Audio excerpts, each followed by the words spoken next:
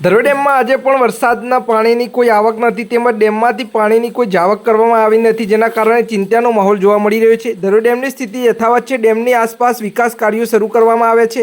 હાલ ડેમમાં જળ સંગ્રહ 46.95% છે અને ડેમની સપાટી 605.62 ફૂટ પર સ્થિર છે। ભયજનક સપાટી 622 ફૂટ છે।